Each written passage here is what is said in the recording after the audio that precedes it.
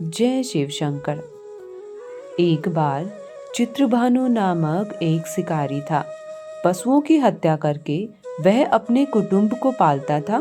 वह एक साहूकार का कर्जदार था, लेकिन कर्ज समय पर ना चुका सकने पर क्रोधित होकर साहूकार ने उसको शिव मठ में बंदी बना लिया। संयोग से उस दिन शिवरात्रि थी। बंदी रहते हुए शिकारी मठ में शिव संबंधी धार्मिक बातें सुनता रहता। वही उसने शिवरात्रि व्रत की कथा भी सुनी।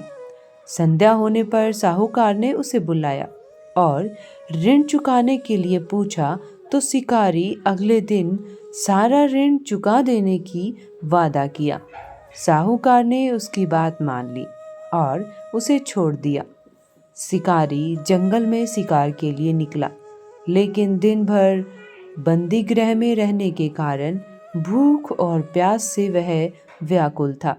सूर्यास्त होने पर वह एक जलाशय के समीप गया और वहां एक घाट के किनारे एक पेड़ पर थोड़ा सा जल पीने के लिए लेकर चढ़ गया, क्योंकि उसे पूरी उम्मीद थी कि कोई ना कोई जानवर अपनी प्यास बुझाने के लिए यहाँ जरूर आएगा। वहाँ पेड़ एक बेलपत्र का पेड़ था और उसी पेड़ के नीचे शिवलिंग भी था, जो सूखे बेलपत्रों से ढके होने के कारण दिखाई नहीं दे रहा था। शिकारी को उसका पता नहीं चला। भूख और प्यास से थका हुआ वो उसी मचान पर बैठ गया। मचान बनाते समय उसने जो टहनियाँ तोड़ी वे संयोग से शिवलिंग पर जा गिरी। इस प्रकार दिन भर भूखे प्यासे शिकारी का व्रत भी हो गया और शिवलिंग पर बेलपत्र भी चढ़ गए। एक पहर रात्रि बीत जाने पर एक गर्भिणी मृगी तालाब पर पानी पीने पहुंची।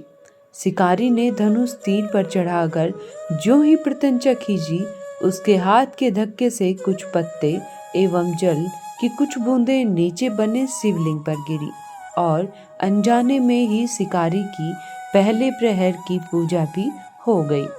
मृगी बोली, मैं गर्भिणी हूँ, शीघ्र ही प्रसव करूंगी। तुम एक साथ दो जीवों की हत्या करोगे, जो ठीक नहीं है। मैं बच्चे को जन्म देकर शीघ्र ही तुम्हारे समक्ष प्रस्तुत हो जाऊंगी, तब मुझे मार लेना। शिकारी ने प्रत्यंचा ढीली कर दी और मृगी जंगली झाड़ियों में जाकर लुप्त हो गई। कुछ ही देर बाद एक और मृगी उधर से निकली। अब शिकारी की प्रसन्नता का ठिकाना नहीं रहा। समीप आने पर उसने धनुष पर बाण चढ़ाया। कुछ बेलपत्र फिर से नीचे शिवलिंग पर जा गिरे और अनायास ही शिकारी की दूसरे प्रहर की भी पूजा संपन्न हो गई। तब उसे देख मृगी ने विनम्रता पूर्वक निवेदन किया कि मैं थोड़ी देर पहले ऋतु से निवृत्त हुई हूँ, कामातुर विरहिणी हूँ, अपने प्रिय की खोज में भटक रही हूँ। मैं अपने पति से मिलकर शीघ्र ही तुम्हारे पास आ जाऊंगी। अब शिकारी ने उसे भी जाने दिया। 2 बार शिकार को खोकर वह चिंता में पड़ गया। रात्रि का आखिरी पहर बीत रहा था। तभी एक अन्य मृगी अपने बच्चों के साथ उधर से निकली। शिकारी धनुष पर तीर चढ़ाकर छोड़ने ही वाला था कि मृगी बोली, मैं इन बच्चों को इनके पिता के हवाले करके लौट आऊंगी। तुम इस समय मुझे मत मारो। शिकारी हंसा और बोला, सामने आए शिकार को छोड़ दूं? मैं ऐसा मूर्ख नहीं। इससे पहले मैं 2 बार अपना शिकार खो चुका हूँ। मेरे बच्चे भूख और प्यास से तड़फ रहे होंगे। उत्तर में मृगी ने फिर कहा, जैसे तुम्हें अपने बच्चों की ममता सता रही है, ठीक वैसे ही मुझे भी इनकी फिक्र है। इसलिए सिर्फ बच्चों के नाम पर मैं थोड़ी देर के लिए जीवन दान मांग रही हूँ।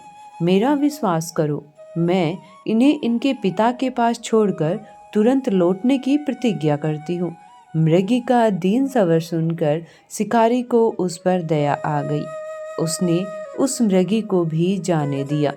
शिकार के अभाव में बेल वृक्ष पर बैठा शिकारी बेलपत्र तोड़ तोड़ कर नीचे फेंकता जा रहा था।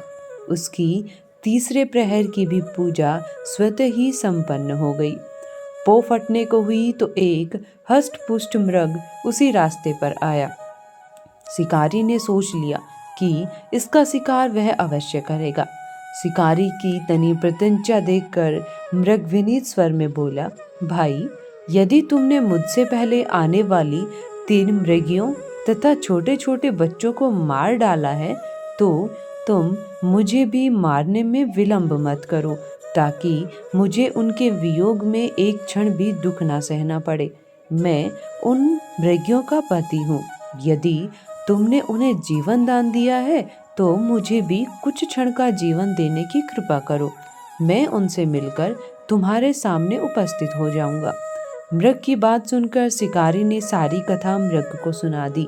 तब मृग ने कहा, मेरी तीनों पत्नियां जिस प्रकार प्रतिज्ञाबद्ध होकर गई हैं, वे मेरी मृत्यु से अपने धर्म का पालन नहीं कर पाएंगी। अतः जैसे तुमने उन्हें विश्वास पात्र मानकर छोड़ा है, ठीक वैसे ही मुझे भी जाने दो। मैं उन सबके साथ तुम्हारे सामने शीघ्र ही उपस्थित होता हूँ। उपवास, रात्रि जागरण और शिवलिंग पर बेलपत्र चढ़ने से शिकारी का हिंसक हृदय निर्मल हो गया था। उसमें भगवत शक्ति का वास हो गया था। उसके हाथ से धनुष और बाण छूट गया और उसने मृग को भी जाने दिया। थोड़ी ही देर बाद वह मृग सपरिवार शिकारी के समक्ष उपस्थित हो गया ताकि वह उनका शिकार कर सके। किंतु जंगली पशुओं की ऐसी सत्यता, सात्विकता एवं सामूहिक प्रेम भावना देखकर शिकारी को बड़ी ग्लानि हुई। उसने नेत्रों से आंसुओं की झड़ी लगा दी। उस मृग परिवार को न मारकर शिकारी ने अपने कठोर हृदय को जीव हिंसा से सदा के लिए हटाकर कोमल और दयालु बना लिया। देवलोक से समस्त देव समाज भी इस घटना को देख रहे थे। उसके ऐसा करने पर भगवान शंकर ने प्रसन्न होकर तत्काल उसे अपने दिव्य स्वरूप का दर्शन करवाया तथा उसे सुख समृद्धि का वरदान देकर गुह नामक नाम प्रदान किया। यही वह गुह था जिसके साथ भगवान श्री राम ने मित्रता की थी। बोलो जय शिव शंकर। कहानी को सुनने वाले, कथा को कहने वाले और हुंकारा भरने वाले पर हे शिव जी भगवान अपनी कृपा आप सदैव बनाए रखना। चैनल को सब्सक्राइब नहीं किया है तो आप चैनल को जरूर सब्सक्राइब करें और हमसे जुड़ जाएं।